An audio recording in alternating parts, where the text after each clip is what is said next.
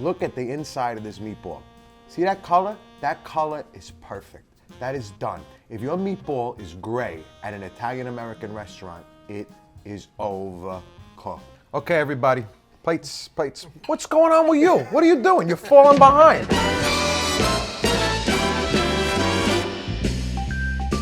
Sal, where can you find the best Italian food in New York City? Well, there's great Italian food all over this island, right? But one of my favorite places belongs to my dear friend, and it's right over here. It's called Arthur & Son. Can you take us there? Is there any other place to be on a blustery November Sunday like today? I don't think so. Let's do it. Come on. So this is the spot, right? But today I set up something a little special for you and I. How you doing? How you doing? Good. This is the Italian-American Club at Arthur & Son. Sort of a you know type of spot. Come on, you first. You know me, Sal Valentinetti. You met me with my friend Anthony at Michael's of Brooklyn, which is a very old school red sauce joint. Here at Arthur & Sons, it's a very new school red sauce joint. You have the classic staples, the checkerboard tablecloths. But what you see in here that's a little different than other places is there is a vibe that's unmatched. There's plenty of places you can go for veal parmesan. But there's only one place you can come for Joey Zadori. Joe made his bones in the restaurant business. He's a Michelin chef. But this Arthur & Sons is his heart and soul. And I think that you can taste that heart and soul in every bite.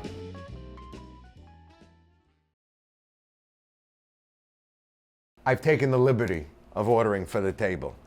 It's something that I like to do whenever I bring friends to a new place for the first time. Because, yeah, you could get what you want, right? But I'm gonna show you what you need. This is the eggplant stack. Look at this thing. Come on, do it up, baby. Little balsamic, little fresh mozzarella, roasted red peppers, tomato, look, a little prosciutto on top. The reason why I love this, I think, is because it's like all the great Italian-American classic antipasto in a stack, piled up in one. By the way, pay no mind to the third hand. My great-grandparents were first cousins, so I got 3 hands. Always do a 23andMe before you marry somebody. This is for you.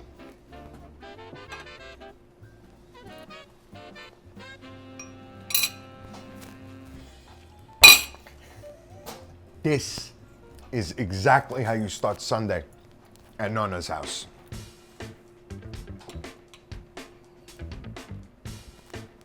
Okay, this is something that I love. Every time I come to Arthur & Sons, I gotta order this. This is the calamari Mulberry Street. Kind of like calamari arrabbiata, where the sauce itself has its own heat, but then you hit it with the cherry peppers. Look at this.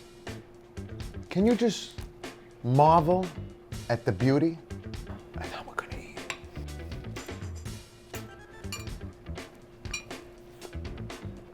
It's very important you should know. I'm not chewing so much because of the calamari. I'm chewing so much because every time my teeth get into that cherry pepper, it's like little explosions, like bam, bam, little lightning bolts. Because this calamari only needs to be chewed once or twice. It is incredibly tender. If you go to an Italian restaurant and you gotta chew that calamari like it's a fucking tire, no way. It's not good year. It's a bad year. This is the Caesar. I know what you're saying. This is a lot of Parmesan. Because that's the first thing I thought. And I gotta be honest with you, I don't think there is such a thing. And a lot of the Italians who live in Italy drag every Italian-American restaurant for the portion sizes and the way we go over the top with certain things. The reason why I keep saying Italian-American restaurant is because the Italian-American way is abbondanza. Everything in abundance. My grandmother, living in Naples, worked in a shoe factory. She didn't have much. So when we came to this country and everything was at our fingertips, abbondanza. We're here, we made it. No such thing as too much. And I'll fight you if you do say there is. What are you doing? Eat, come on. The way you talk about food is poetry, I think. Hey, food is beautiful. Food is love. Food is happiness. You know, you think about it. Put the dish down for a second. When a baby is born, right? You bring the mother pastries because she's been in labor for 14 hours. And while you're in the hospital, you might as well go to your sick uncle and bring him a little ravioli because you know the hospital food sucks, right? When that uncle dies, you go over your aunt's house, you bring food because no one who's going through grief should be bothered with cooking, but everyone is entitled to a home-cooked meal. And this is so important. Food is such a big part of my life. All right. Give me a plate. Really, seriously. What are we doing here? When you go to an Italian restaurant for the first time, you order something simple like chicken parmesan because it's the quintessential Italian-American dish. If the restaurant can't do that right, you don't order anything else. You run out of there. This is why the most simple dishes sometimes could be the hardest to nail. Alejandro, show him this. This is spaghetti aglio olio. Spaghetti, aglio, garlic, olio, oil. Garlic and oil. I want to show you something though. Come on, get in there. Look how thick that oil and garlic becomes. Almost like a sauce. Now, I'm going to show you how to serve spaghetti. Spoon underneath. Fork in the top. Twist, twist, twist. That's a bite. Now we get another one. Twist, twist, twist. Just like that. And then we slide it out. As a recovering Gavone, I'm gonna take just one twirl for myself.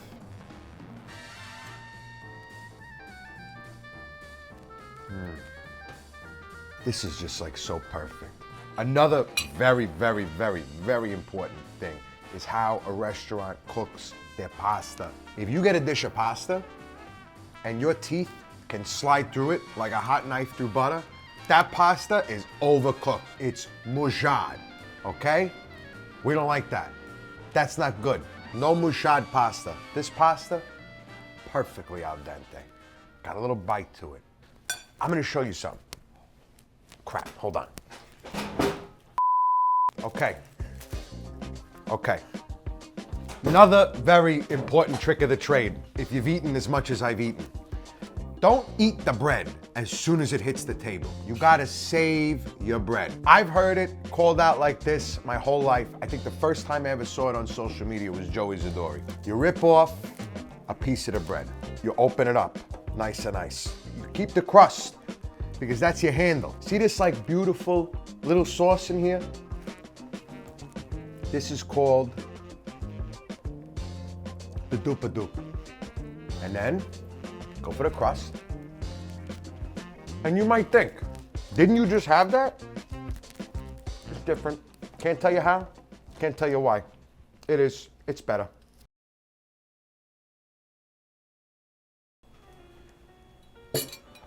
Hello. Gravy to you. Gravy. Let's talk about it. If you know me, you know I call it sauce. That's the beauty of being in America. We got the freedom to feel how we want to feel and say what we want to say. And call this dish gravy. I understand why they do it. There's a whole explanation.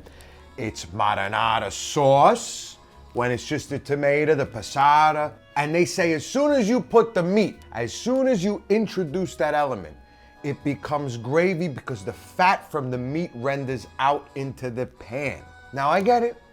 It does add flavor to the sauce, and that's why I like to put it in the sauce, but it doesn't make it a gravy. Gravy is brown. It goes on your turkey. My pal, Joe, calls this gravy. So on this particular Sunday, folks, this is Arthur & Son's famous Sunday gravy. It's got rigatoni, it's got sausage, meatballs, it's got a big scoop of ricotta on top. In Italy, they don't serve the pasta and all this together. They serve the pasta first, then they do the meat and all that, right? In America, abbondanza, all at once, all together. Over here, it's veal parmigiano, right? Now, they will make you, it's on the menu, alla vodka. However, That's a normal, regular vodka sauce. I love their spicy rigatoni. I kind of want that spicy vodka sauce that goes on that rigatoni. You know what else I miss from 2 courses ago? The cherry peppers.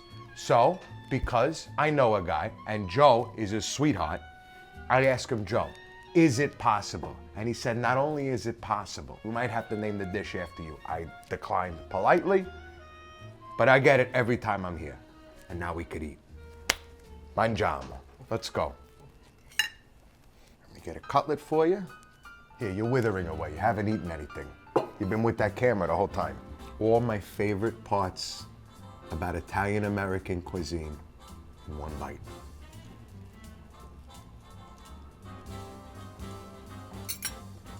Oh, sorry. Didn't see you there. Here's how I typically serve the Sunday gravy. Take out the meat, set it aside. Want to get the garlic, mix them with the ricotta. Some people even will sub out ricotta cheese for cottage cheese. By the way, that's an insult to my culture and people. Don't ever do that. Don't ever, look at me. You do that, stop doing that. Okay, everybody, plates, plates. What's going on with you? What are you doing? You're falling behind. Are you all right? Okay, I want to show you something. A lot of people complain when they see pink meat and then think, oh, this meatball's not cooked, it's not cooked. First of all, bafangul, you never made a meatball in your life. Second of all, the reason why it's pink, okay? My friend Ginger's from the South, right? She knows that smoked meat is pink, right? It's cooked, but it's pink. This, much like being in a smoker, has been in sauce for a long time, cooking, rendering that fat out, turning it into the gravy that Joe calls it or whatever. Look at the inside of this meatball. See that color? That color is perfect.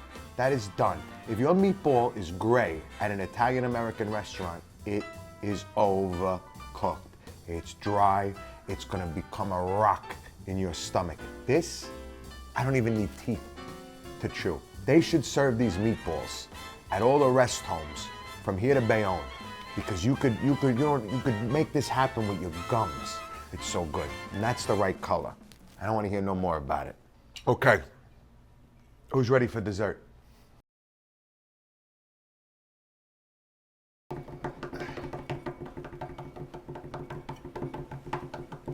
Drum roll keeps going, drum roll keeps going, drum roll keeps going. Cha! This is the spumoni. It's made in-house. It's got the, look at how, you got a glass, right? With Nutella in the bottom. That's important. On top of the spumoni, you got almond paste cookies. Look at the color on these cherries. This isn't your maraschino soaked in syrup bullshit that you're getting on an ice cream sundae at Friendly's. This is an Averna cherry. This is a classic Italian flavor, and it's elevated and it's made into the most special dessert in New York City.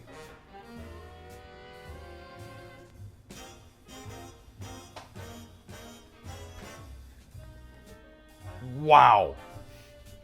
Wow. Look at my eyes pop from my head. Wow. What are you doing? Get out of this video. You've seen enough. Get down here and have this. Come here, Ginger. America, you know this woman. This is Ginger Wynn, one of the best songwriters in the business. Her and I are working on a record together. Just be on the lookout for that. Thank you, Ginger. Thank you. Okay, my podcast with Anthony Sciarrotta, it's called Breaking Bread. Make sure you go watch my web series with Growing Up Italian. It's called Get in the Car. I tell you about more places to eat. Make sure you follow me on social media at Sal the Voice. Until then, buonasera.